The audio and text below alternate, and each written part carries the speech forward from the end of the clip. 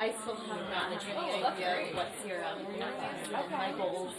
We have Christmas and New Year's between Christmas and New Year's, so I have like 2 weeks to finalize my search. And I'm also looking for like a web developer to help us launch that just pro bono volunteer group like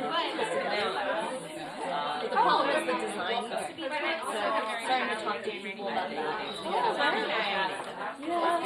And then like on top of that, wrapping up all the like development stuff, which is really cool.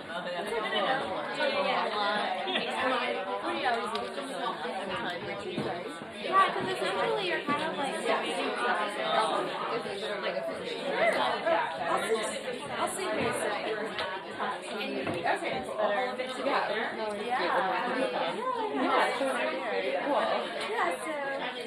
stuff up, but I'm excited. I'm going to be around for the holidays. You all will be here too, right? Okay. So what are you out of town for? Oh, okay. I'll see you definitely before. I saw Morgan this morning. Morgan Fletcher. So this is actually Megan's. Oh, okay. The next book club. You're super lucky. Oh, that'd be amazing. I got to catch up with her. Yeah, so tell me more about that. Yeah, so I am the inaugural artist in residence. The project is underneath here.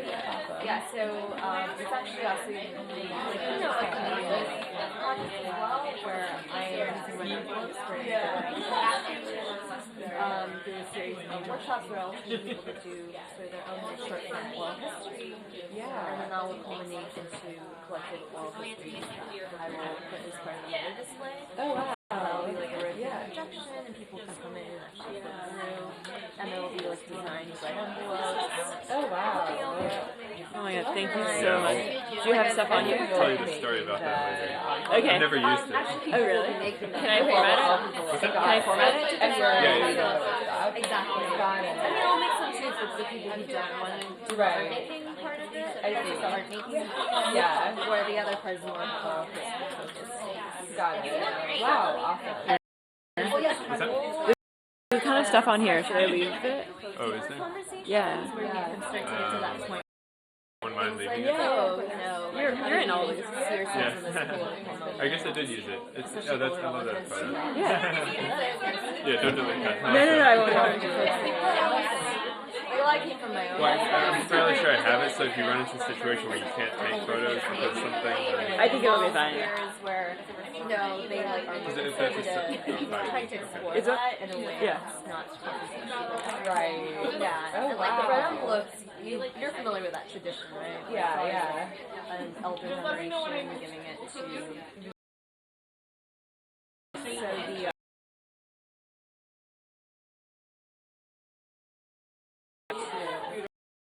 It sounds like that will. Yeah. Like, it's really nice chance to branch out. Good for you. Wow. I love the prompts that you have. That's awesome. How did you connect with it?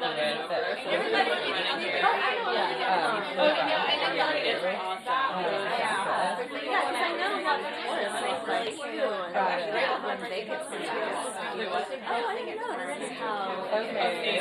yeah,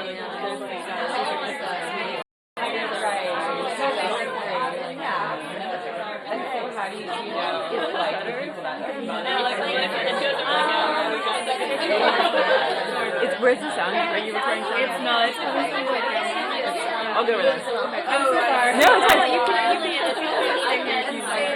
But the sound's gonna be super annoying. Yeah, I'll go over there. Don't worry about it. Someone else that I know Brian was. He's like career writer, more focused I think on he was at 20 things in America at some point. And they were talking about like intergender bridging and the one that you're going to gap. I think it's like this challenge of how do we pull other generations into this work of community a girl from the mayor's office on immigration. I'd be curious. Was there, and I think it really ended up in this place of how we talk about LGBT issues and like have an understanding there because that is the thing that's hard sometimes. And I think it goes across the board too. Right. And then the big one was so we had to like go like which is an effort for us to start that I could do respond to petitions and really, even though watches the news she's watching, this does not connect with what the context is, and just like present her right away. It's just like no, like she immediately shook it. I get this, what this is, but I don't know that and that's probably for me because it's my living experience.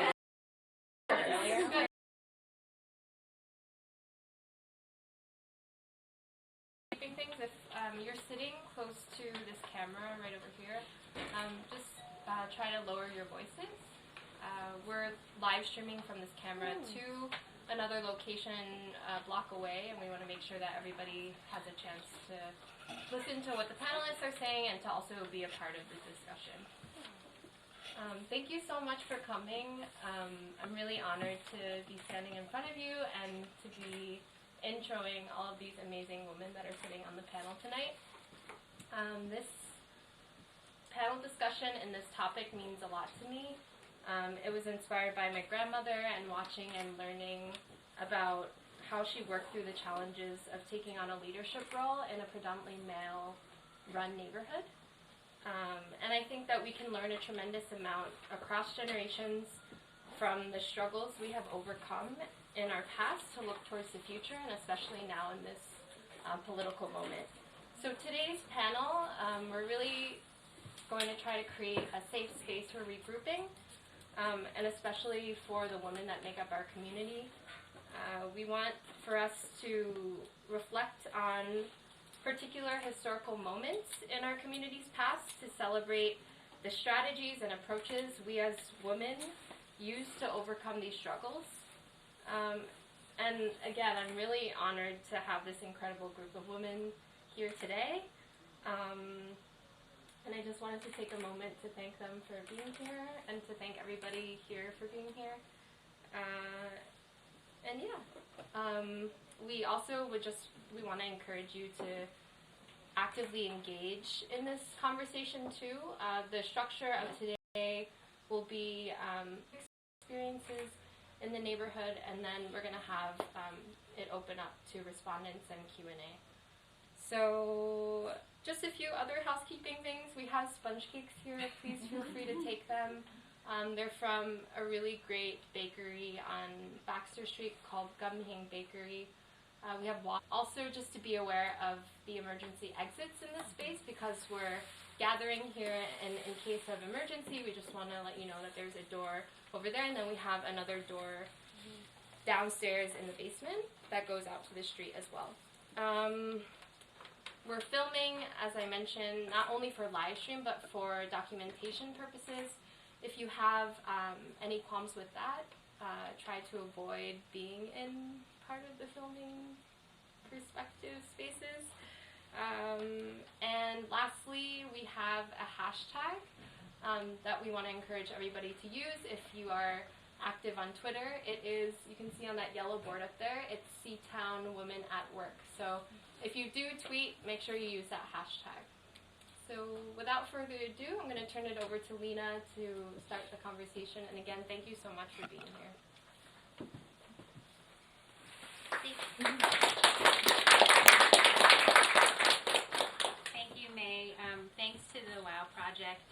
the panelists and for everyone for coming today. The W.O.W Project is in a really amazing space, which having grown up in Chinatown, I feel like is a unique space because it really tries to engage people in the neighborhood with a variety of topics, from things that are more relevant to business owners to things that are relevant to anybody who is young and sort of aspiring to stay or come to the neighborhood. So I really appreciate, plus it's such an interesting sort of intimate space to be in, and so it's hopefully we'll have this really valuable conversation tonight. Okay, so I should say that the May and Jeannie Chin, who is in the audience, a longtime resident of the neighborhood and also a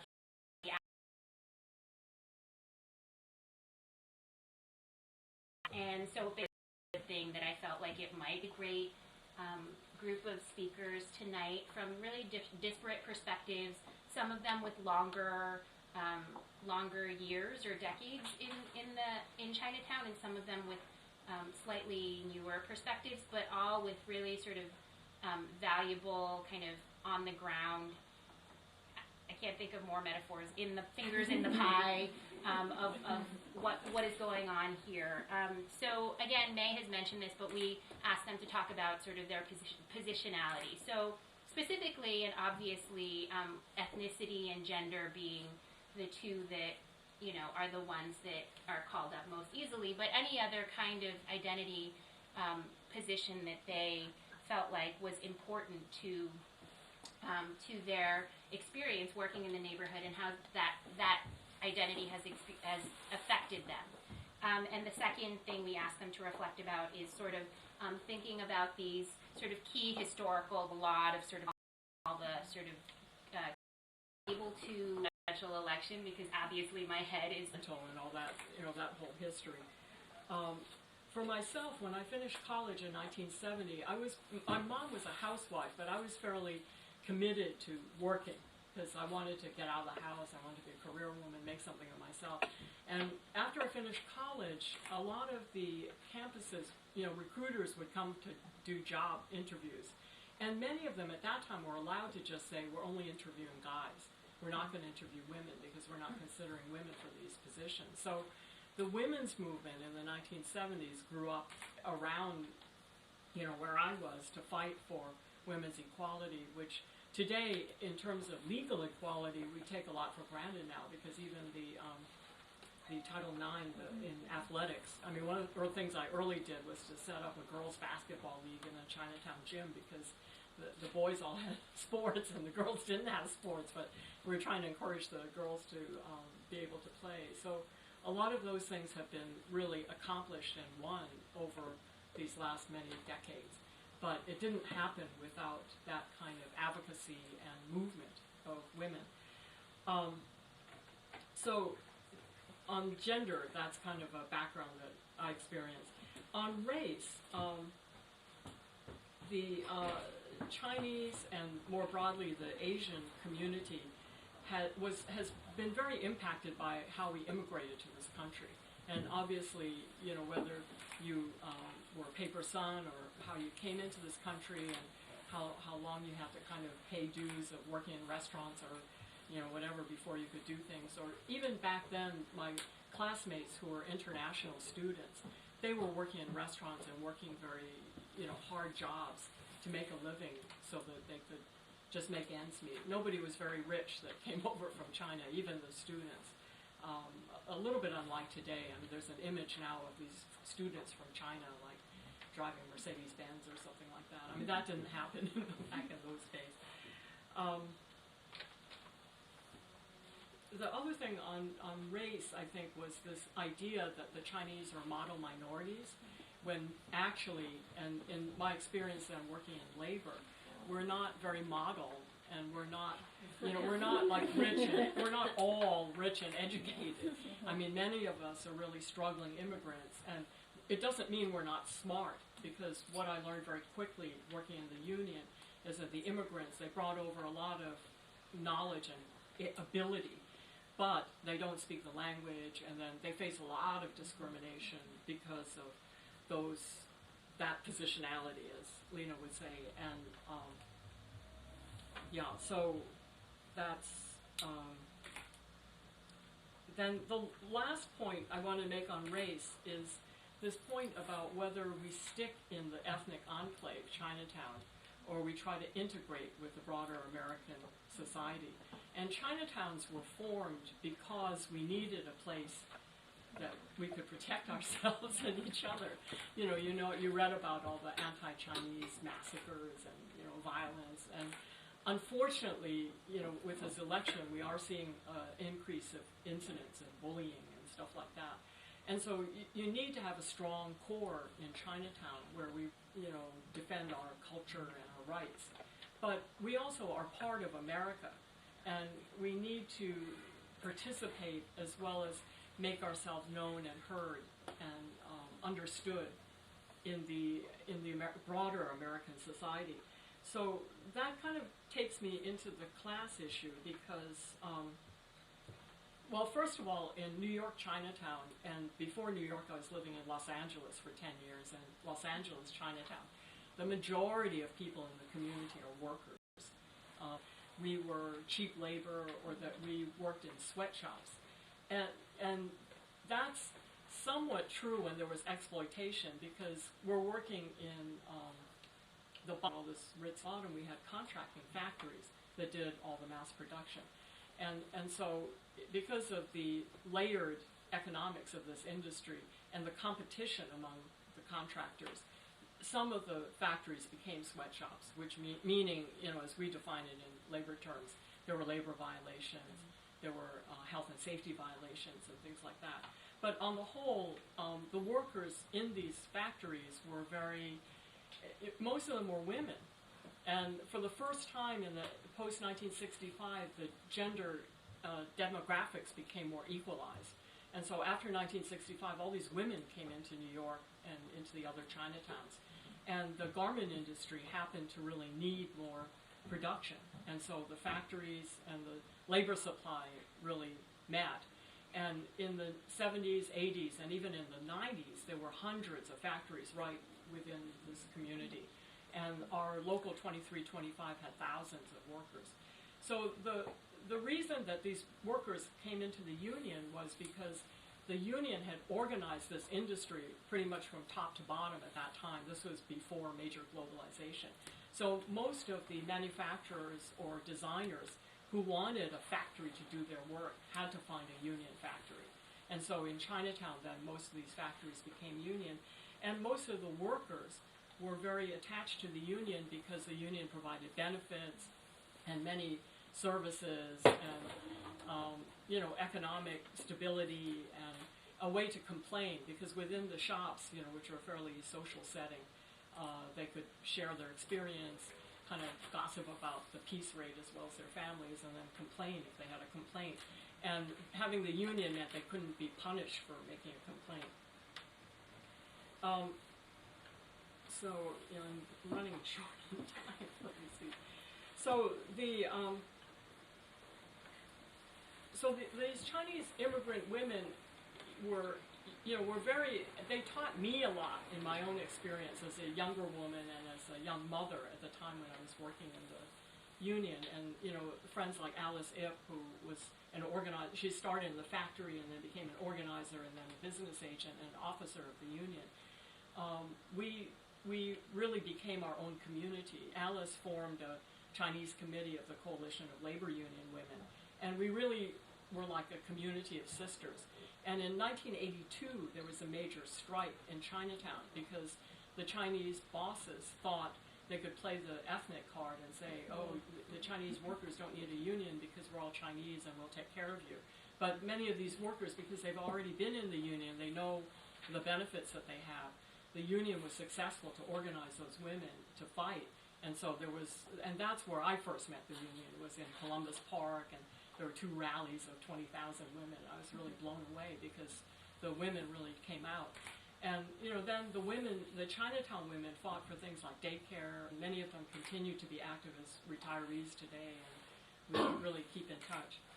So in the couple minutes I have left, so then after the 1982 Chinatown strike, I got a job in the union full time because I had moved to New York in 1980, and I was just kind of, you know, the community as a volunteer. I was a young mother. I had kids in daycare, and you know, just doing some odd jobs. I worked in a tea company for a year or two, and you know, around the community. And but the 1982 strike, being a volunteer in that part, really was a very life-changing experience for me. And then as I met the people in the union, I got hired. They had an immigration project where I helped workers become citizens, and so I became very active in immigration advocacy.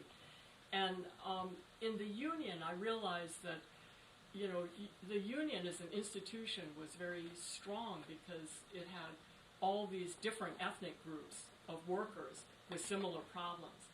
And I used to think, because I came through like Asian American Studies and Chinatown, that the Chinese are so unique and we have our own issues and we have to organize as Chinese. But the union really broadened my mind to see that a lot of different ethnic groups, and especially for workers, we really had a lot of common problems, you know, as immigrants, but a lot of our problems and our need to fight together was very, very important. I became voters, and so I would just say that the two strategies that I think are important then and now were the direct action that came out of the strike, like women really uniting together. It changed a lot of us a lot, and we won the strike.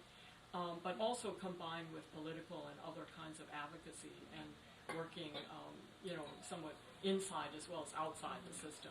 And I think today that's probably even more important than ever. And so that would be the message that I would convey tonight. So thank you. And thank you, Lena, May, and everybody for inviting me.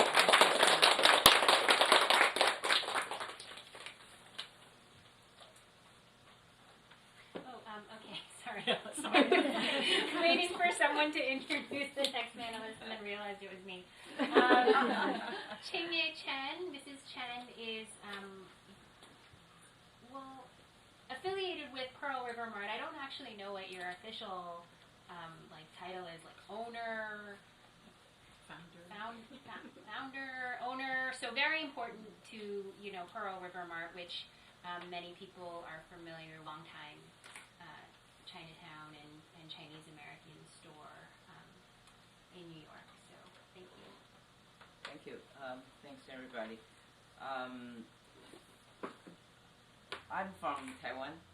You know, I was born in China and then raised up in Taiwan. Graduated in Taiwan to study, graduate study. And my major was economics. So my husband, same thing. He came earlier. He actually is the founder, and then his major was chemistry. I think our background is a little different than most of the you know, people in China. We're from Taiwan, and we were students, and all my friends are students. Actually, our companies are formed by strictly graduate students, almost at that time. And it was at the very beginning. It was a very a little, you know, something little different, because my husband feel that he doesn't, at that time, people from Taiwan, we have one path. You graduate from Taiwan University, come to the United States, and you got a PhD, and you find a job. At that time, as long as you have a master's degree, green card, immediately give it to you, because they want people to stay here. So, and then you become a middle class, typical. Move to the suburb, buying a house, raise a family, typical as that. But my husband feel that it's a little bored to go that direction. So he said, why do I? And at that time, something happened, because when we were in Taiwan, we were taught that everything in China is totally blocked. You cannot learn anything really true over there. They don't want you to see, and many things are, you know, like taboo. You cannot say this, you cannot say. So you got a chance to go to and at that time there's a small island, you know, in the Pacific Ocean between China and Japan. It's called Diasporic. And there was a big movement. Actually, that movement is part of the American student movement at that time. Think about 1960s, 70s. so many things happen in the campus, right? And they're sometimes very violent. So this is part of it. So all the young generation at that time is questioning about the establishment, saying that, is this the answer? So we've become very idealistic. We think probably, whatever happened in China, mainland China, is something, maybe that's the answer. Maybe that's the answer instead of, so we were very anxious to know exactly what's going on there, and meanwhile, we believe it's such a big country, so many people there. How come the two countries, China was totally blocked, there's no trade, nothing, everything was banned. How come there's, we want to do something, try to change that situation. So my husband feel, and a group of people feel that maybe the easiest way is to open a small store, bringing the goods from China, officially saying that this is from People's China, People's Republic of China. At that time, everybody said that's Red China, not Red China. So he started that, and actually besides him, there's another important founder, is the Chinese Laundry Association. Now probably most young people doesn't know that. That's a group of very hardworking Chinese. Actually, they are second generation of it. They couldn't. Many of them are. They just open laundry shops, and this one becomes a wholesaler. In other words, they collect all the napkins, whatever, from the Chinatown, tablecloths, Chinatown restaurant, and then they wash it. They have a machine or something, a big machine, a factory in Brooklyn, and then it's delivered. So a group of those people, a Chinese Laundry Association, they are very patriotic. They want China to be known. They want China, they support the China. So they said, okay, I support you. We have no money, at that time, students, very basic, has no money at all. So they chipping money, and a lot of students chipping, so we start a company.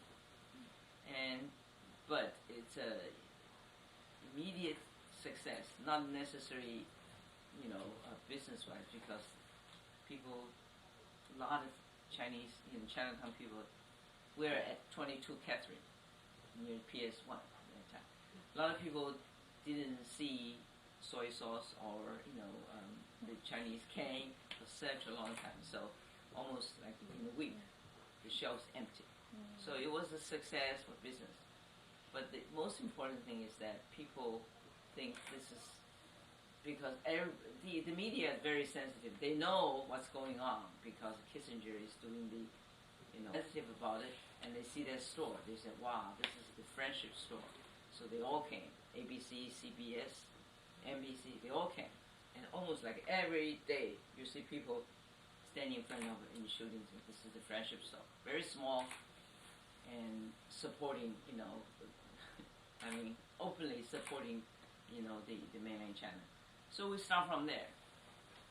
At that time, I didn't join my husband until 1980, and before that, because I was an activist, also student activist, so very whatever.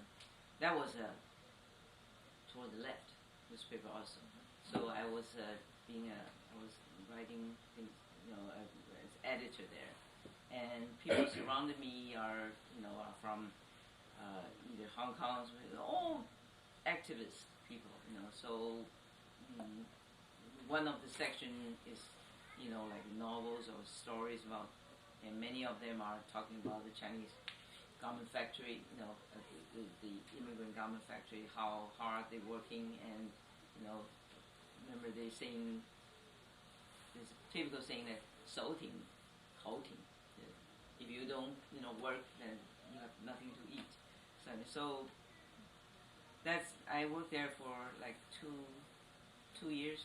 Then I joined my husband for the business, and since then until today.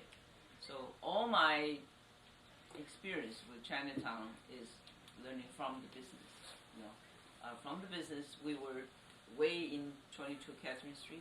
Then we moved to Elizabeth Street, next to the precinct. Until then, 99% of our customers are Chinese immigrants. And I remember the restaurant workers outside of this New York State. Every Monday is their off day, so the whole family come to. And I also remember Chinese. The garment workers are a main revenue sources for the Chinatown. No matter it's restaurant or store, they shop. Lunch they eat in Chinese restaurant, and they take out going home on their way, and they shop, buying groceries on their way home. So Chinese, the garment workers, it's a major, and you see all the factories like May said, like 500. Yeah, all upstairs. You see the smoke coming out from our Chinatown. So, and then we moved from Elizabeth Street to Canal Street, out of Chinatown. We don't want to move out of Chinatown, but we have no choice because we wanted to have a bigger space, and the Chinatown rental is kind of a high. It's not. It's kind of weird, high, but it's very small. So we have to move to the corner of Canal and Broadway, and a lot of Chinese say, "Oh, no, I'm not going." So we just feel that probably, who knows? But we have to do that. We did it, and turned out to be we are in the pivot of Chinatown, Soho, and Tribeca. So that's a chance for us to grow. And it's on the second floor, and this door is so small, you missed it. You passed it here. But a lot of people think this is their treasure island. They never say, "Oh, and then after that, but we gradually, starting in 1995 or something, a lot of fashion magazines notice us. So it become all this is an accident, by accident. People say, "Oh, you introduced Chinese fashion." Actually, we didn't mean to do that at all. We're just bringing so many things we think is authentic from China, and turn out to be this is something they are looking for. So that's another. Then we move to further down to the bigger store, and at that time, it's for some people they don't like it because they said, "Okay, I want you to be in that small place upstairs. People couldn't find you. Now you become so big. Like my secret has been opened." They don't like it, and that's interesting. We got a chance because of the business to reach a lot of different kind of people from all over the world. That's one. The way I said is, and some people say, when we moved to the big store, and other people bump into my husband saying that, "Oh, why are you coming over here? Where should I go? You belong to Chinatown. So so my husband said, "My customer is here." So that's one kind of attitude. And I remember at one time we have two stores. One is at Grand Street. A customer come to me asking some question about the Chinese clothing or hats or something. She was so nice. She said, "Is it the question I'm asking? Is that too offending to you or something? Did I ask something? Like I'm not supposed to ask or something, that sort of thing." So all kinds of people, we have a chance to reach, and I think that, for example, talking about race or discrimination. My husband has been visited by FBI many times, and he remembered at the very beginning, FBI people, they always come two people. that, oh, you get those for free, this sort of thing. This kind of preoccupation, it happens. Talking about the FBI, I think that's part of, I would say, definitely just like the way people are talking about the police brutality or something, some people have some preoccupation about, we feel that in a different way by, doing business. But all in all, I just have a feeling that things are getting much, much better. People are much more open-minded, turning more global, and they really appreciate the different kind of culture. So I'm optimistic. I'm a positive person, and to doing business for so long, I think that's probably one of the most important factors. Otherwise, you cannot survive so long. Yeah. All right.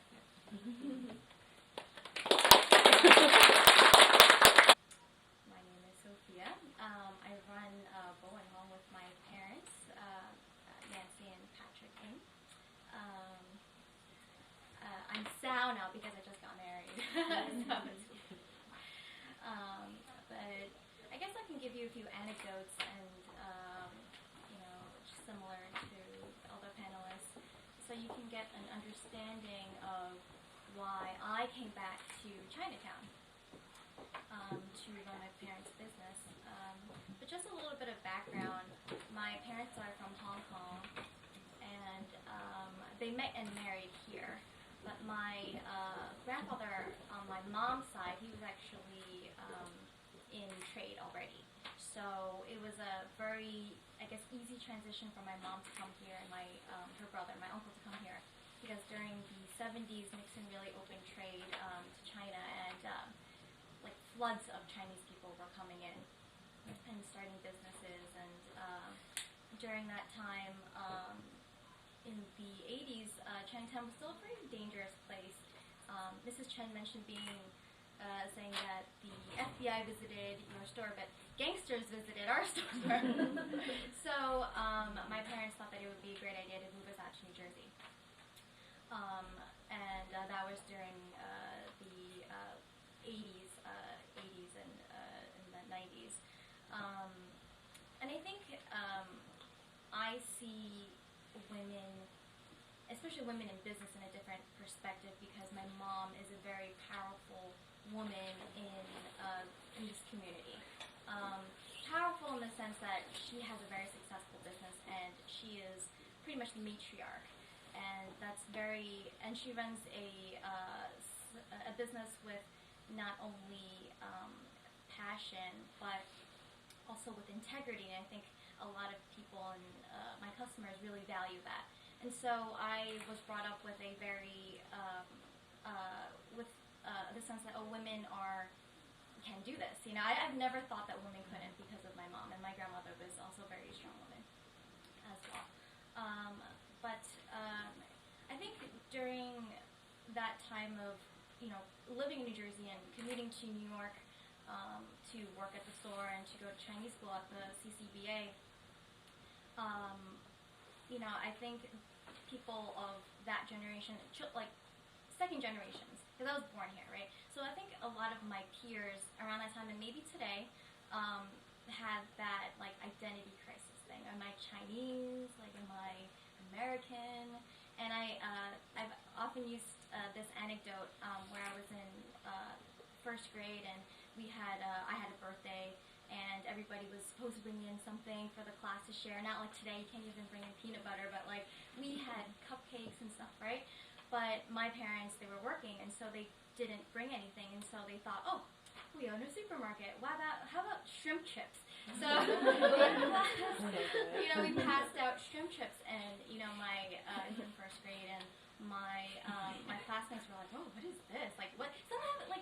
Some people have not even tried shrimp, so it was really weird to me. I grew up in a predominantly white neighborhood. I was one of very few Chinese people. But I think I think that really made me struggle, I think, during that time. And I never really thought about that. It was never on the forefront of my mind, this identity crisis thing. So I went to college, and I got an education at Boston University I went to the School of Management, and I thought that I would be going off in a different path. Always keeping in the back of my mind that I could come back. It's like a nice little cushion that I was very fortunate to have, but I never thought about coming back to Chinatown until I moved to Portland, Oregon, and I lived there for a while, and I worked in various industries like in consulting and fashion and things like that. And then I moved back in 2008, and I was in transition, and I just figured I'd just help out at the store, build a website, things like that. That back in 2008, you would think that it's not that long from today, right? Maybe like a few years ago. But a lot of businesses in China didn't even offer that. They didn't even have websites and things like that.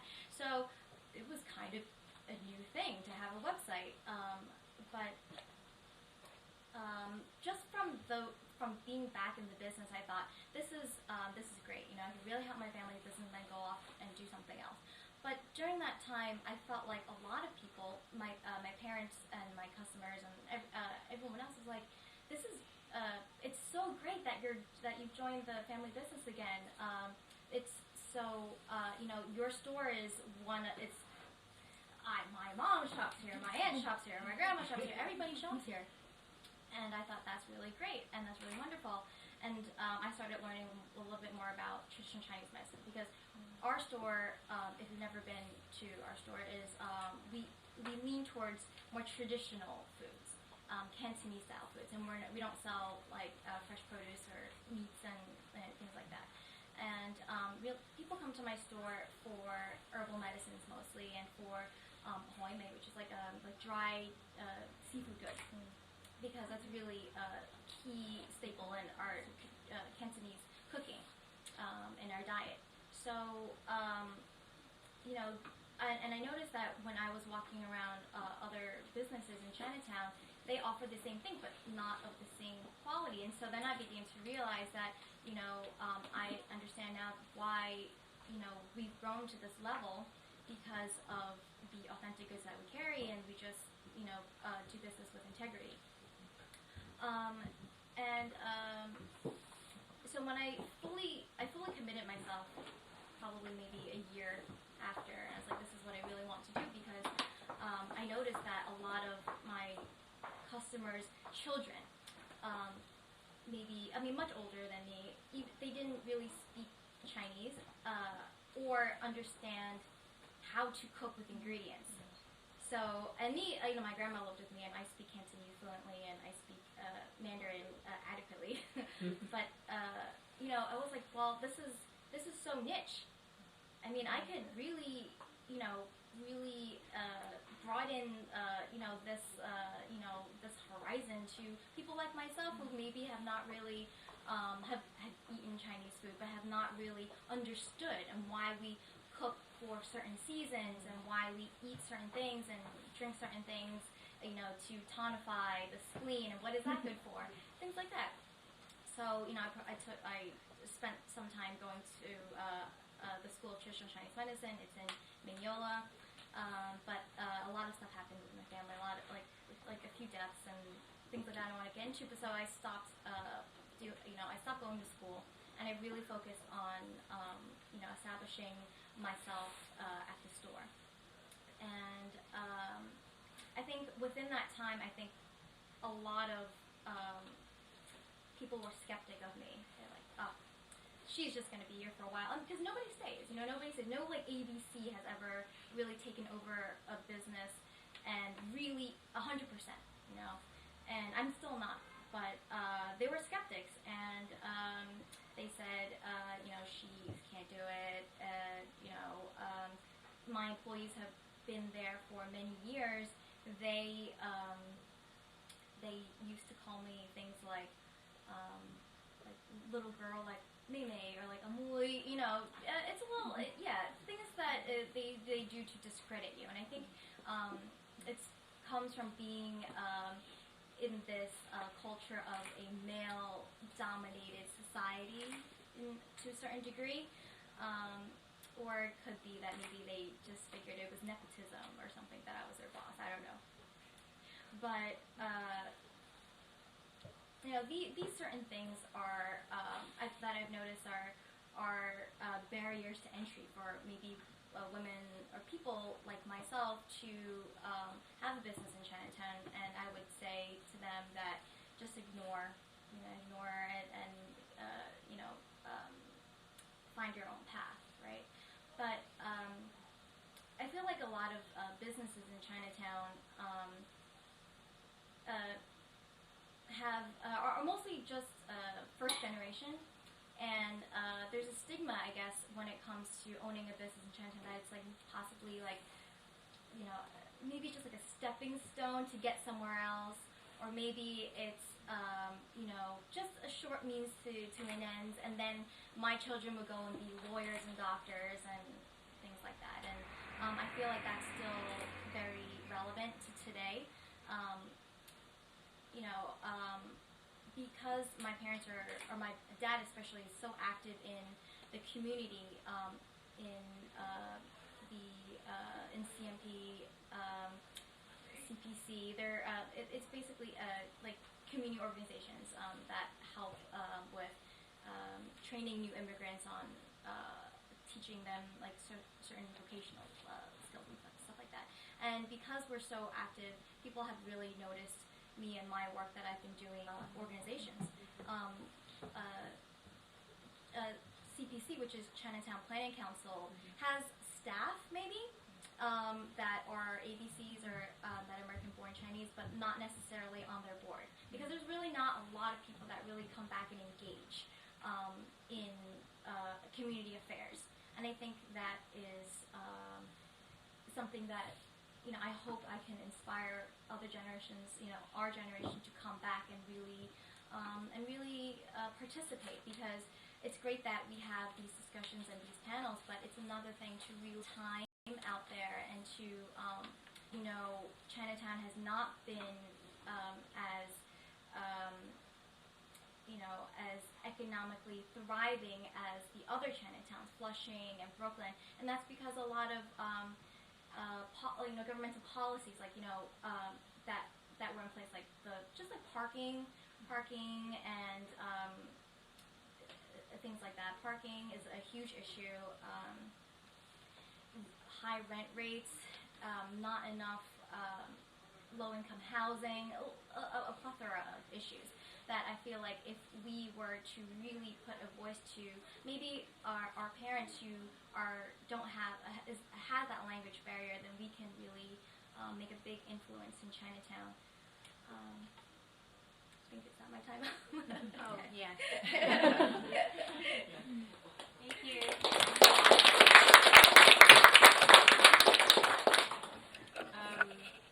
Cynthia Lee is a longtime cultural worker who probably most of you know her through her work at the Museum of Chinese in America, and she has done a number of public history projects and in different contexts, including the New York Historical Society. So she will be our last. Well, thank you for inviting me today. When I was asked to come join this panel, you know, I was like, but I don't even live here, you know. But, you know, I think that really sort of speaks to my personal experience and my positionality. I grew up on Eastern Long Island. My father, actually my great-grandfather, migrated to Hawaii, and that's where my family story actually begins, in Hawaii. My mother is from Hong Kong, but she came after World War II. So in a lot of ways, I grew up in a family trying to create a community out on Eastern Long Island. My dad was a history professor at SUNY Stony Brook, and my mother would, to my horror, invite all sorts of grad students to our house. So she would, see, like a group of Chinese graduate students, and she'll just go right up to them in the supermarket and say, "Would you like to have dinner at our place?" And we got to know, I think, probably all the restaurant owners out in Suffolk County. So, I think I kind of grew up with that experience, and also every weekend coming to Chinatown, because this is where we probably went to your store. It was, so in my experience, Chinatown wasn't my physical home, but it was definitely my spiritual home. And when I finally, I'd gone to graduate school in New York, and I landed, a couple of volunteer jobs and internships with the museum. But a lot of the work at the museum is incredibly multi-generational, and that was the key to all of our work. I mean, you come in knowing that there are lots of people who are experts in their own experience. And so when you enter that relationship, I mean, it's incredibly important to understand how you're positioned in that conversation. So that's one position. And the other was really, I was a Gen Xer. I mean, I kind of came in sort of a half generation from those who had been involved with Basement Workshop and the Asian American movement. And I grew up with, Benetton ads, the like, all the world is stream of colors, and Gen Xers are very jaded. I mean, we knew that there was some real crap underneath that. We didn't quite believe that. That was a marketing tool, and so I think part of it was also being young, but also kind of have an eyebrow raised. What's politically what's really happening in our country culturally. And also as a woman, so I think also I was in lots of situations where I was getting mentored by many people. Sometimes it's hard to know when the mentorship is also a sort of, let me tell you how to do your job. And that's and maybe make some sort of impact. So, it's an interesting, when you do cultural work, it's not only about art and working with artists. And the thing that I learned about working with artists, what I value about artists and what they can do, is that they bring you in through emotion. And I think that when you work in history, and you just tally off all these dates and things that happened and why you should feel, angry about these injustices, sometimes it doesn't get absorbed or received in a way that moves people to change their minds or perceptions or act. It's incredibly important. I mean, that the history is incredible. I wouldn't have done that work for so long if it wasn't important. But I also think that there's a way to provide access for people that opens people's hearts and their minds. And that's what I loved about working with the artists who we had worked with over the years. Many of them were very, like Tamia Arai, very interested in public art, public participation. What does that mean when you engage people in your process? So I think MoCA was pretty special in that way for me. But I think that when Lena asked me about my positionality, and it was very hard for me to cut it into these categories because they all intersect, right? So we were also asked to think about a historical moment, and of course, for me that was 9/11. So 9/11 was really interesting as a nonprofit worker because all of a sudden people wanted to give us money.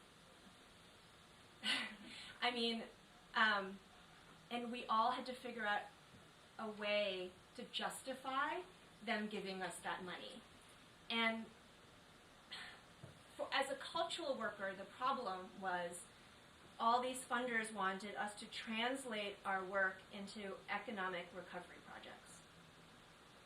So we never really thought of it that way. We didn't do our work for profit.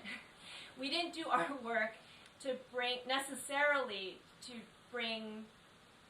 eyeballs. I mean, the way they used to ask us is, how many eyeballs are you going to catch when you do this, right? 15 versus 1,000. They want us to say 1,000, you know. And at the time, we were two classrooms in 70 Mulberry Street. So, you know, it was a real challenge for us, both sort of philosophically and, you know, logistically and just, you know, in terms of reality of what we're capable of doing. And then they also wanted us to quantify the impact of our work. So not only did we have to do an exhibit that's, you know, groundbreaking, but how many eyeballs are going to see it, and then quantify your impact. So we had to have these benchmarks and these sort of what you would ask someone from their business model. That was really hard, but the thing is that what I realized is that during that period, there was this trend, and I just thought that was the wrong question. Like, it's not why we do it, you know? And the other thing is, like, when you ask us, please quantify what you're going to make, change is generational.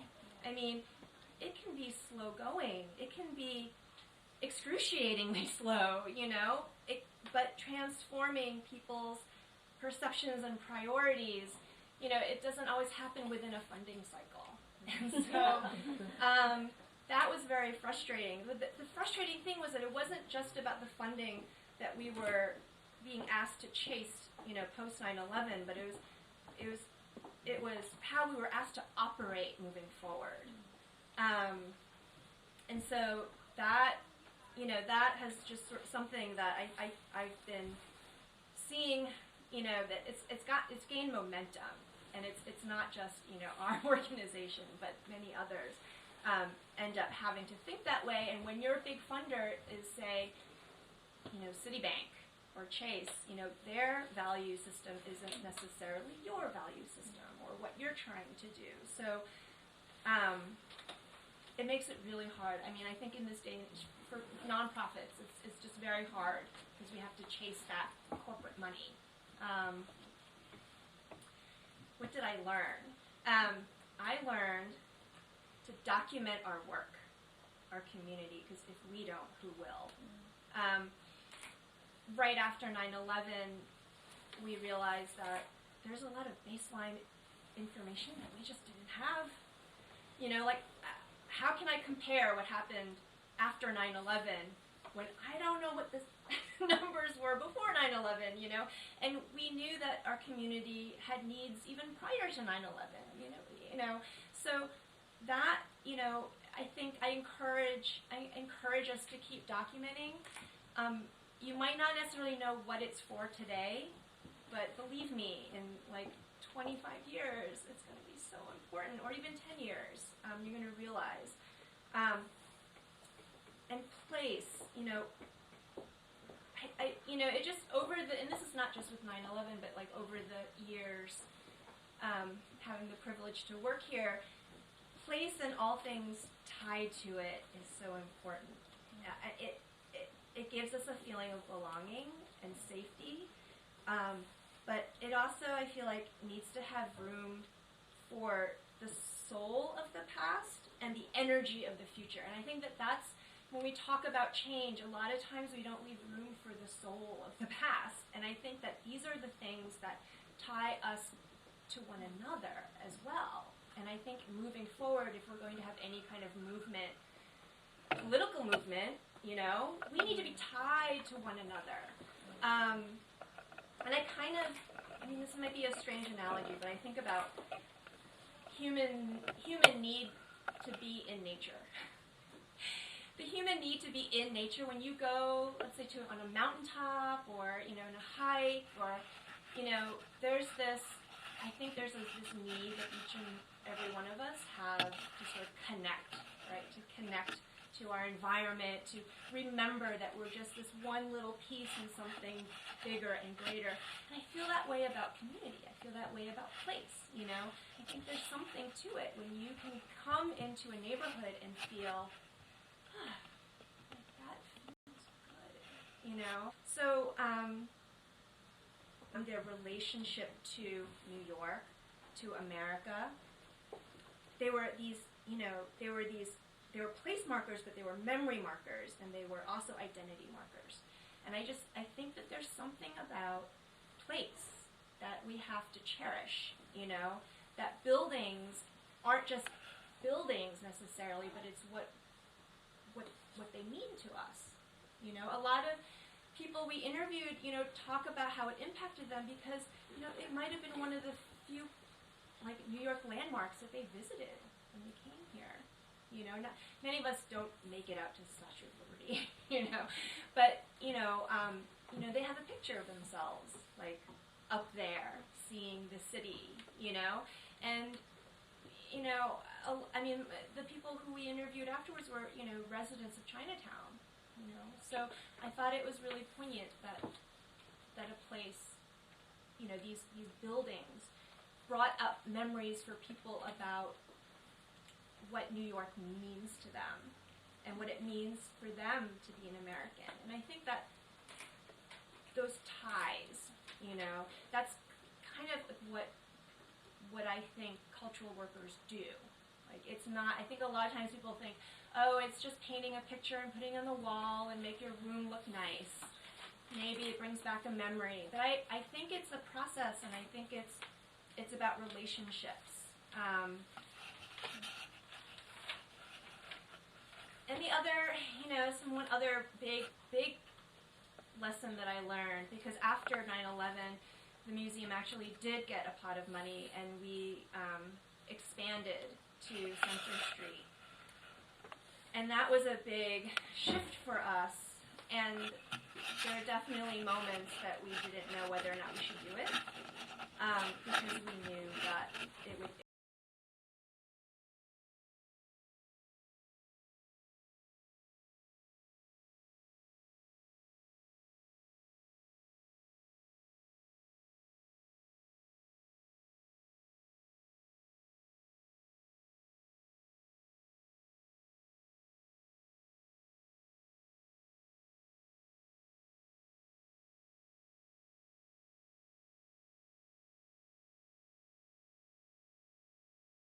Right? So one of the things that I think that I'm still trying to understand and, you know, what to do is alliances, and how do you find good allies, and what does it mean once you find those good allies. And one of the things that really struck me that was, it had never occurred to me when I had to put together the core exhibit for the new space. I was interviewing a lot of people, and, you know, of course, lots of Chinese Americans who didn't necessarily live in Chinatown or work in Chinatown or were connected to Chinatown. And I remember this one woman who came from a fairly well-to-do family asked me, "Do you care about our stories? Like, do our stories even matter to you guys?" Because their impression was that, you know, we were really about Chinatown and the history of Chinatown, and not necessarily other histories. And that kind of blew my mind, because I never thought of the work that I was doing as being exclusive, right? I always thought I'm allowing voices that don't get to be heard, and, you know, and then all of a sudden there's this other group that was saying, well, do you even care about us? So, you know, I think the thing that I learned from that experience was to always ask yourself, you know, how wide can I make my, you know, how much wider can this community be, you know? And I was just kind of thinking about the importance of cultural work, and over time, it's always difficult because you ask yourself, why am I doing this? Am I making any difference at all? Does it matter? Do people care? And I remember clothes and finally into your very body. And I feel like the work that we do as cultural workers is about that, about our words, right? It's about what goes, so deep into us, although you can't necessarily touch it, and that language, giving people a language to name injustices, giving them a language to sort of identify something that they hadn't thought of before is extremely powerful. Even when, Occupy Wall, and it's not ever just about discrete projects, but it's the long view. And, the other thing about organizations, when I first started working there, I remember having long, long conversations with Jack Chen and Charlie Lai, just, sort of about what were they thinking about when they founded the organization, and, because you're always so concerned that you're doing the right thing. And the thing that Charlie had always said to me was that the work that we do is not just the product that we put out there, but it's how we do it.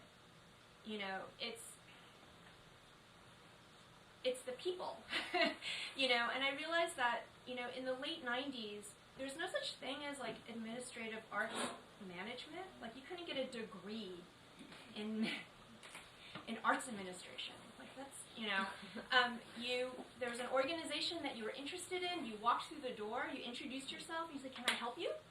And that's exactly what I did. And then later on I realized people were calling me because they got a master's in arts administration and they needed some internship or something, and I got so confused. I was like, I don't know if I can teach you arts administration. I just know you have to be there and you have to just learn. You just, But I think that what Charlie was talking about was that we were a place where somebody could walk through the door and say hi. People who something that I think is bad for community and bad for the pipeline, So, and then of course, just 9/11, we just realized be ready when opportunity knocks, but also be ready for change when that happens. Thank you, Cynthia. Thank you, everyone. We started about 15 minutes late, and so I just want to be cognizant of the time. It's about 7 o'clock. I think we have 3 respondents, and we'd love for them to actually do that function, like do that work of responding to the panelists, because there are so many interesting nuggets that kind of came out in each of their comments. But I wonder if the respondents could kind of limit your comments to about a couple minutes or a couple questions, sort of the immediate feedback and thoughts, so we have a little bit of time to talk if there are other questions. So maybe I'll just alphabetically because why not? Alice she was mentioned by May, and it was formerly both a worker and an organizer and a business agent at Local 2325, the Garment Workers Union, representing that they've been told that I feel as a mother of 3, I have 2 girls and one son, but I always teach being a girl, a woman, but I think human is equal, men and women, no different. I think women can do a lot of things, and my English is no good, but I keep learning. I never give up, and so my daughter learned that if they try hard, they can do and learn more things outside. So. And that's Chinese saying, a woman can hold half of the sky. So just keep on. I hope that small organization, women get together, help each other, and fight for the right, like the Chinatown, I've been here many years, recently I joined many years the Better Chinatown Association. They are the one, who do the Lunar Year parade, and I'm still active. I'm on the board, and then, we have meeting tomorrow. Then we will discuss more things and, about the culture, and, very lucky that we are able to include a lot of young generation, to be volunteer. A lot of the college student, high school student, joining us, to do this big event. I'm very exciting, and I'm glad to see all of you. And thank you for the panel that give me so many stories that I'm glad to meet you all. Thank you.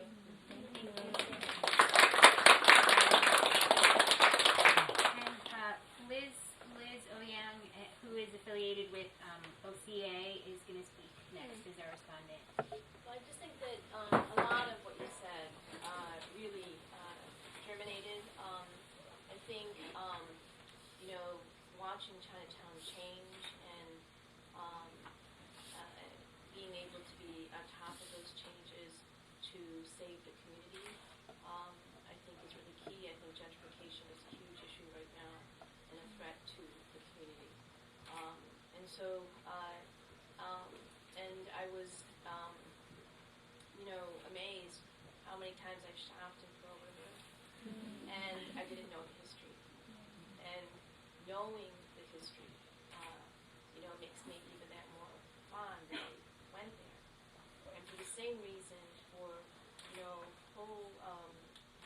hoeing, now that I know the history, I want to shop where you are. And I don't know exactly on Elizabeth Street where it is because I can't read Chinese. But where on Elizabeth Street? It's on 49. 49. Yeah, it's on between Hester and Chinatown. Okay, because knowing it, and knowing that history just even makes me that more connected to want to support it. And with MOCA, much can identify with something that, I am the daughter of immigrant parents, a doctor, and my mother was from Shanghai, my father from Fujian. And my father started off poor, did not die poor, and my mother was rich. But what Chinatown means for me here is that spiritual connection, that I will always remember their journey as immigrants. And coming here makes me connect with them and makes me connect with what they instilled in me to give back to the community. I think all of your stories really resonate the power of immigrant women who got a 19-year-old soldier who was found dead in Afghanistan after being hazed by his superiors and racially maltreated. The mother, who is from Chinatown, Danny, who was raised in Chinatown, is monolingual, but she loved her son. And her testimony translated to you of the incredible detail of what happened to her son. And here is someone who never stepped in a courtroom before, who never didn't even know where to sit, didn't even know what the process was like. But she loved her son. And she testified in the trial, and she said in Chinese, and looked right at the assailant and said, I expected you to protect your own, you know what I mean? And there was just not a dry eye in the courtroom. So again, that love for children, that history of, the family unit is so strong in the immigrant women and the women of Chinatown. Another case that I handled was a mother whose daughter competed in a spelling bee. And she clearly placed like 7th in the spelling bee. It's on the tape. She's brought up to stage, recognized as one of the 7. And then the next round, she noticed that was the community, you know, because of the rents and so forth. And if you don't have kids, you don't have a community and stuff. And so, you know, we've got to bring back affordable rents, and we have to really, like, if the landlords, I don't want to say guilt-tripped, but educated, you know, just like, you know, I really feel very nostalgic about Pearl River now, you know what I mean? And, polling, I want to go and shop there now, you know what I mean, and stuff. And so we need to educate people about the roots and the history. Because a lot of people get Jing Fong Restaurant in 1995, but just curious of what people are envisioning, or what small ways, small or big ways that we can act to kind of resist, you know, because that's the future of Chinatown. That's the fight right now before us. So, thank you.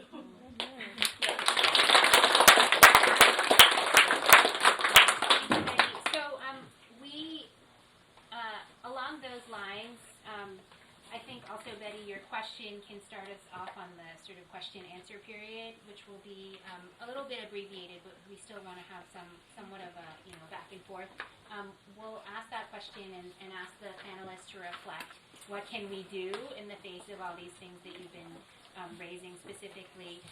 Also, just we're passing out a resource sheet of a couple of organizations our panelists have places that people can participate, engage, and work with and talk to.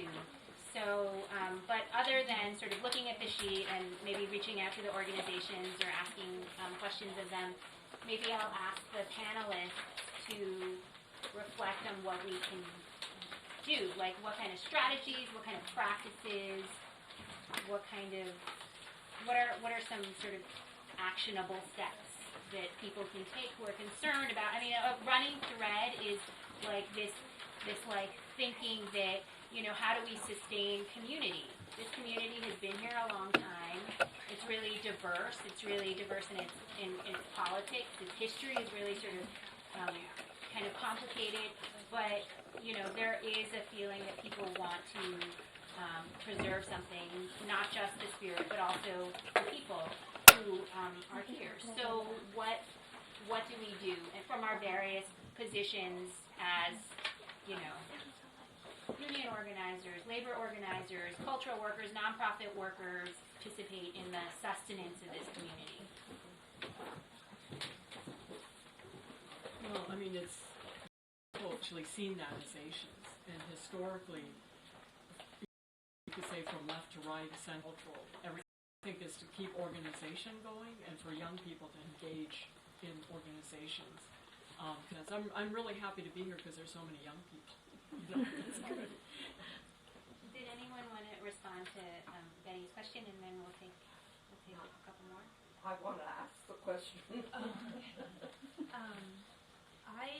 It's such a good question. I mean, from a cultural worker's perspective, where are the points of alliance with? Okay, let's say if we view the gallery owners as sort of the front line of what's to come, you know, what's the dialogue that's happening with them? Like, what brought them here? You know, I mean, it could be very like simple. Well, the location was right, the rent was right, you know, but to get to know people sort of on an individual level, do they feel, I mean, I guess my question is, when I came to Chinatown, there was a level of familiarity for me, even though my family wasn't from Chinatown. So, to me, alliances are also about people-to-people relationship. It's relationships. And so how do you build those relationships? It's not just an information sheet, like this is what we're fighting against and you're part of what we're fighting against, but it's, you know, where are the points of commonality, or where the relationships there that can be built that could hopefully take you someplace that's unexpected, you know, like an unexpected political solution or political movement route that you maybe hadn't thought of. I mean, I was just thinking about Liz's comment about how, well, now that I know the history of your business, like now I want to go there. Like, how are they invested? Like, how do we get them as invested as we are? I guess is what I'm saying, to the life of this community. And the fact that, I mean, I thought it was just really what a fantastic point about when the kids are gone, then, like, where's the future? I mean, like, we do so much for, children, right? This idea, like, they're the next, you have a future when you have children, when you have families. And so, I guess that's where my instinct would go to. If you need alliances outside of the usual suspects, then let's think about what that means to build it, that it's not just, not just from a strategic political standpoint, if that makes sense. I'm sorry. I think, sorry to interrupt, Liz. I think that there was someone, Betty here, who might have to go, so if she can just jump in. Can I? Yes, go ahead. I guess I'm the oldest person here because I met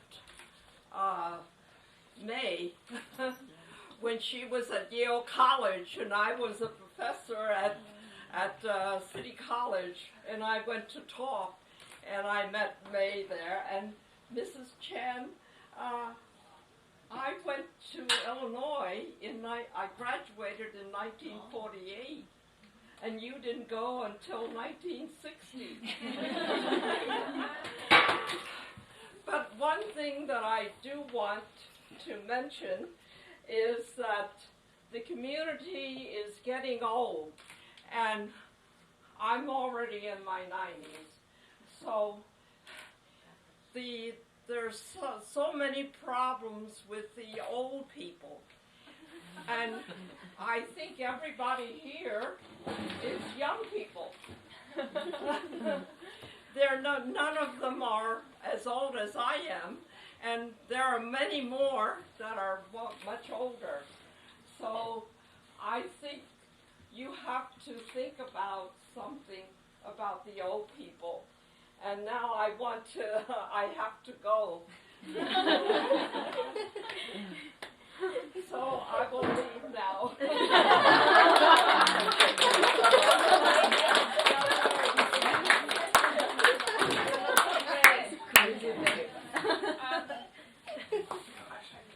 Okay, I think Liz had a question or a comment, and then we had a couple over here. Hi, Betty.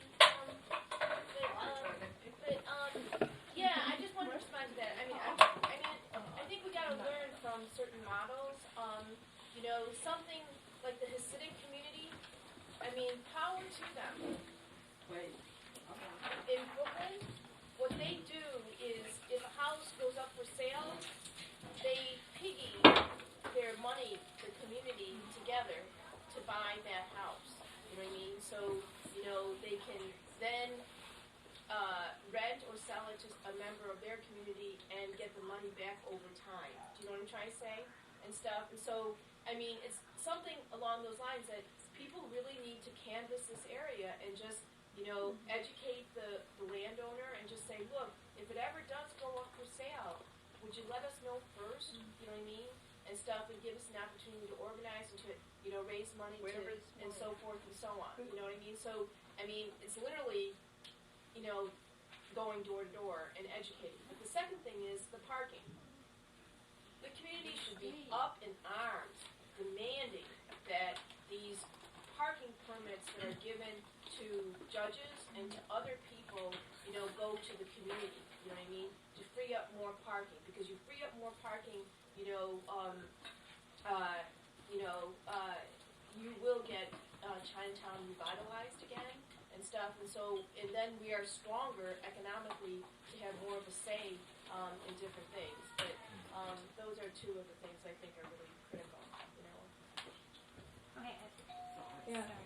So, hi, my name is Grace, and until recently I was living in the Lower East Side, and just wanted to reply to Betty's comments. Betty dropped a lot of knowledge about the changes that have been happening in Chinatown, and particularly the changes in demographics, and how really if we don't do something at this point, our future is not really looking very bright in this community. You all also mentioned that There are a number of community groups that have been working on developing a rezoning plan. At one point, there were over 80 community-based organizations working towards the plan that Betty was talking about. If you're not familiar with the plan or even about zoning, that's totally okay. It's unfortunately not something that's taught in schools, which I think is a huge problem because I think there would be a lot more people organizing around it if it was.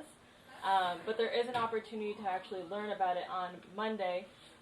Henry Street Settlement, which is a local social service agency, will be hosting a book talk on a new book called Zoned Out, and we'll actually be bringing over 30 community-based organizations together to talk about how zoning policies, which are basically the rules for how neighborhoods are built, and how people can mobilize and organize around it. So if you're available, I strongly encourage you to come out to Abrams Arts Center, 6:30 on Monday night. I don't know if there's a way to post it on the Facebook group, but it would be really great to see, again, all of us, since we care so much about this community, to all come out and support each other in that. And I guess that would lead to my question about May. You had so beautifully mentioned that one of the things that was really important in your work was having the sisterhood among other organizers, even here today, still supporting you to this day. And so I would love to get your thoughts on how we not just enjoy kind of this collaboration that we have right here in this moment, but how we continue these conversations beyond this evening, and how we can continue to support each other in being effective in preserving our communities. Well, before I answer that, I also wanted to make a comment on 9/11, because 9/11 really killed the garment. There were a lot of efforts of the garment industry as well as the union to get funding from these pots of money, and we were just told, you're already dead because of globalization, and they just denied that, there were still 15,000 workers in Chinatown as of 9/11, and so we were not. We were able to get training money to train them into other jobs, which the employers really were pissed off at, and people all lost their jobs because we're in the frozen zone, and we got money to extend their health care insurance, so we got millions of dollars. The garment industry had this multiplier effect to give business to all the businesses. So what Mrs. Chan was saying, our workers shopped and populated and kept the community very vibrant, really made this community very vibrant. And it's very sad to me living in this community since how as people were friendly to the Chinese, to the women in the union level, and that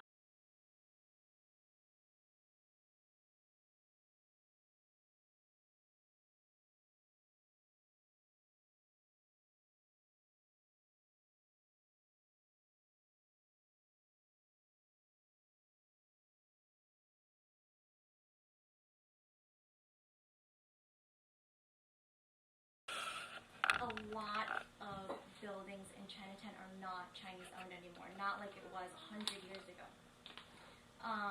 For example, across the street from me, diagonal from me, is a 90-unit apartment building plus shops, and it was sold to non-Chinese. Similar to a few other buildings, and I think that's becoming a major issue. And I think I'm sorry, I didn't catch your name. Liz touched on that point where it's even this building next door to this was owned by my husband's family, by his aunt. His children, unfortunately, encouraged his mom to sell the building to non-Chinese. It's a massive building, there's she actually owned the antique shop 2 stores from here. I don't know if you guys know it, but my mother-in-law ran that for many, many years.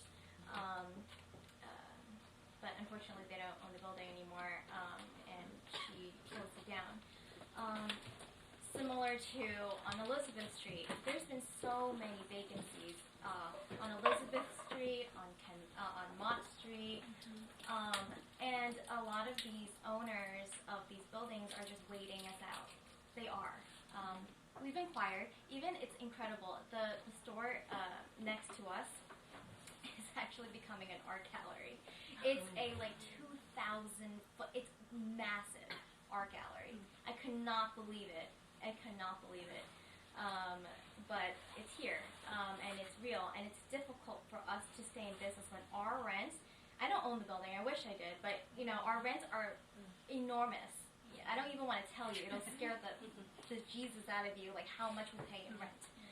Because we also own a spa in the same building and other things like that. But these are, I think, more macro concerns. Because if we don't even own space in Chinatown anymore, how are we going to survive? There's so many times where I thought about moving out to Flushing also. I mean, this is our reality. A lot of restaurants already started moving out to Flushing. Kanji Village, they own 2 locations here. They opened one out there. These are just precautions that we're taking as business owners because God forbid something happens one day and we really are priced down the next 10 years, then it's, so long to us. And the only businesses that are surviving now are actually new immigrant business with lots of funding and backing from China. And there are, these are things I don't want to get into because that's a very complex, topic. But that's basically how we're surviving is trading with China, having China support us. Not me, not our business, but a lot of businesses in Chinatown. That's how business is run right now, and it's very, very concerning to me because a lot of garment factories that were in my building, they used to shop. They don't shop anymore. Now I have a WeWork space or a similar space, and they come, but they don't purchase traditional Chinese foods. They get some drinks and toilet paper or something like that, but it's not like the same when we have people of our own culture that eat our own food. We had an ecosystem. Right, exactly, right, and that's really, really concerning to my fellow business owners in Chinatown. And hopefully we can work more with CAB and other organizations because business owners, like I mentioned, they may not have the knowledge or be willing to participate in these conversations because they're afraid. They're afraid of repercussions, whatever that may be. There probably isn't any, but they don't know that, right? And so they don't want to engage in conversation. And on the other spectrum, a lot of businesses that have been established here for many years, they're okay with retirement already. They've made their money, they've left, and they're ready to retire. So they don't have any connections with the community anymore. So we're in this transitional period where it's either make or break Chinatown. And I know it sounds dire, but since I've been back in 2008, I've seen the number of pharmacies increase. Every other street has like 4 or 5 pharmacies. And because our population is aging, the young families that used to shop with us, they don't anymore. I mean, a lot of times they'll come in over the weekends, right? But because of the situation in Chinatown, we've allowed this opportunity for groceries to open in suburbs, right? And which is great because it provides a service, right? But it also takes away from a lot of businesses in Chinatown, and that is basically Chinatown's bread and butter. Without any without any money or economic power, we have nothing in Chinatown, right? The city needs our tax dollars. If there's not enough businesses in Chinatown, how can we have a say? How can we have a say in anything that goes around here, right? I mean, right now Chinatown is basically just people get off of Manhattan Bridge and they continue to New Jersey, right? Like they just pass by, right? Same with Brooklyn Bridge. Like they go and it's not exactly a place it's not a final destination anymore. And so I think that's something that we really need to look at closely. I know, oh my God, too many questions. I just want to have one comment because it's hard to be like a totally like neutral moderator without like responding to the interesting questions that people are asking. And then I think that we're going to take one final question from Jeannie and then wrap up and people can ask individual kind of panelists or follow up with people individually just because we're so running so behind. I did want to say, like, in terms of strategies for how to sustain the community, I think that to kind of extrapolate what some people were saying. I think it's useful maybe to think of relationship building both as the sort of one-on-one connection that people are talking about, like you actually go and patronize somewhere and you develop a relationship with a business owner, or you go to a doctor and they become your local doctor, but also to participate in the sort of like more macro way, so like participate in like policy level discussions which impact people in a much like kind of broader way than the one-on-one relationships which are so crucial. And then also to think about sort of alliance building both as something that you do because there are processes and things happening in Chinatown that are happening all across the city and nationally and globally, things like gentrification. And so like, you know, having, being aware and making your kind of participation and support known for when a community in East New York or downtown Brooklyn or Harlem is also being similarly, experiencing similar kinds of processes. So sort of being there, like physically supporting people, but also crafting sort of things, maybe like ideas at even zoning, being part of the zoning conversation that are maybe sort of more specific to Chinatown as a community that's sort of like at the locus of, you know, the historical Chinatown sort of 5 Points, Lower East Side communities in Lower Manhattan. So, like, there are things that are unique to Chinatown that I think could maybe be zoning. Like, I was just thinking, I was like, oh my God, like, we should incentivize, like, we should have sort of community reinvestment, the sale of particular real estate parcels to 501c3s that are not housing developers.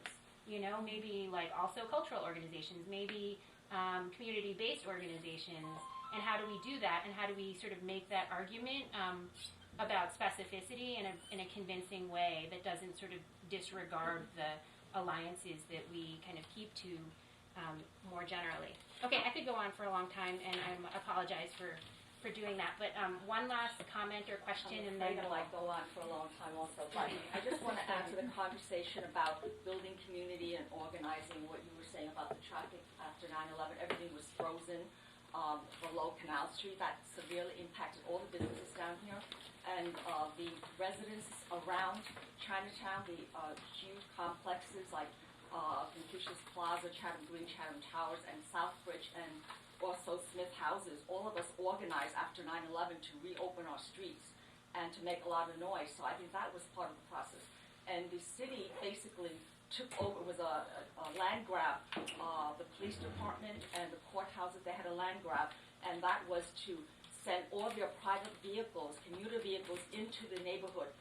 They took over every single parking spot, and the businesses were begging us on Mulberry Street. The restaurants were saying, we've got every single vehicle in Chinatown was a permit, and many of the permits were expired or illegal, or just someone just made it up and put it in the windshield, and nothing was done about it. So we organized local residents to lobby. We created the Civic Center Residents Coalition, and we forced the city to do a transportation study, because when Bloomberg came into the mayor, became mayor, he said he was going to reduce the plackets. Instead, he doubled them. And so then we found out through a lot of lobbying that there was actually a policy on the part of the city to give a little perk to city employees to allow them to bring their vehicles in. So we forced the city, by making a lot of noise and embarrassing the Bloomberg administration, to force them to reduce so there was a big reduction. And we noticed that the New York Times at that time, we were asking for the results to be published, and they said there were 70,000 permits. But I said that is incorrect. It's twice as many. And they said, well, we'll eventually tell you the real number. It was twice as many. But they were trying to hold back the numbers to help Bloomberg during his election. But there are many things that we tried to do. The city tried to reconstruct Chatham Square, and that was in starting. So we had to lobby the LMDC not to fund that. We had to organize people. So I think the key is organizing. What many of the people here have said, organizing is the key. Whatever your constituency is, whether your residents, your businesses, or your nonprofits, whatever it is, we have to talk to your neighbors. So I have more to say, but I'm going to We all have more to But, say. yes. Yes. Okay. So it's almost 8 o'clock. I'm really sorry for going over. Try to respect people's time, but clearly did not tonight. Thank you. Just to reiterate what Lena said, thank you so much for coming out. Thank you everybody who tuned into the live stream and switched over to Facebook and just held on with us. I have a few other thank yous. Thank you, Jeannie, for helping organize and brainstorm with me about this panel. Thank you to our amazing panelists for making time tonight to share your experiences. Thank you to Transfiguration Church for letting us borrow the chairs for free at no cost. And just a little plug for the W.O.W Project. What's coming up is we have a chosen artist in residence. Minutes to talk about her project and how you guys can get involved. So, Stand up yeah, here. sure. Yeah, and I'll keep this quick because I know we're all running behind. First, I want to say thank you, May, W.O.W China Residencies. It's truly an honor to be able to have a residency here in a place that's very close to my heart. And I want to say thank you so much. Exemplary examples of leadership and female community. I think growing up, for me, it was hard because I felt like, I don't know, like I didn't know a lot about my history. And when we talked about feminism, we didn't have this specific lens. So it's so amazing to hear your lived experiences. Because I think in this political moment, it's important for us to look inward before we move forward and understand the triumphs, but also the trauma. I think that can inform a lot about how we continue our work.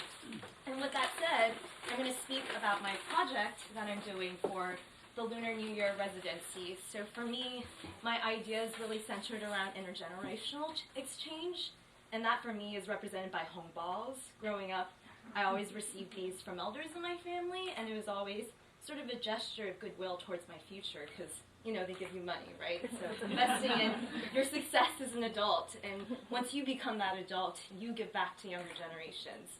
And I wanted to use that as a tool to create a safe space for conversation between generations, because what I found in my family was, growing up as a Chinese American, it was very hard for me sometimes to access those histories and talk about that, whether from my own willful ignorance trying to simulate, or, you know, like, there's certain topics that maybe my parents or grandparents or relatives just couldn't talk about because they didn't want to talk about that, or there's the language barrier. So using the red envelope as a way to, you know, facilitate exchange through the form of short form oral histories. So my project will sort of culminate through 2 forms, which is design red envelopes, but more importantly, having participants who come in and, you know, participate in the art making, also talk about how we can use oral history and conversation as a tool to organize and better understand our communities. So I'll be training folks on how to maybe ask a simple question with a relative or someone they know from an older generation. And that will be put into the red envelope, so you will bring that red envelope to an older relative, because I think they'd be offended if you gave them money. And in return, hopefully what they will give you is sort of some insight into their lived experience. And that hopefully will become a launching point for us to talk about more pressing issues that we are facing as we look toward the future. And I know the holidays are a time where we get that chance to talk to each other. So I wanted to take advantage of that opportunity and hopefully gather this into a window display where folks in our community and also outside, like the people who walk by on the streets that may not know a lot about what happens here, can also understand that. So that, in a nutshell, is my project, and we have flyers. So I'll be doing a series of workshops where people who feel this work is relevant to them, especially those who have a Lunar New Year tradition that they celebrate, can come in and sort of get some basic oral history training, and also have the chance to make your own red envelopes, or if you want to just take some, give them to relatives, that's great too. But I really hope you all will consider participating and spread the word to others who are interested in organizing, and or, you know, just simply participating in whatever form you want. You know, I don't think there's a lot of commitment involved. It's what you want to make out of it, and hopefully we can build something beautiful together. So thank you. Thank you.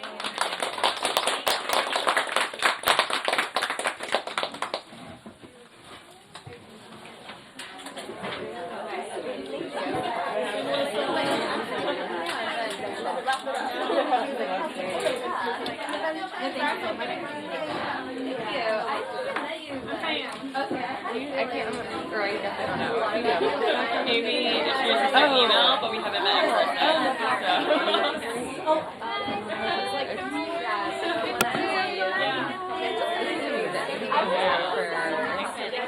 Like the rally. Yeah, definitely. I like the breakouts.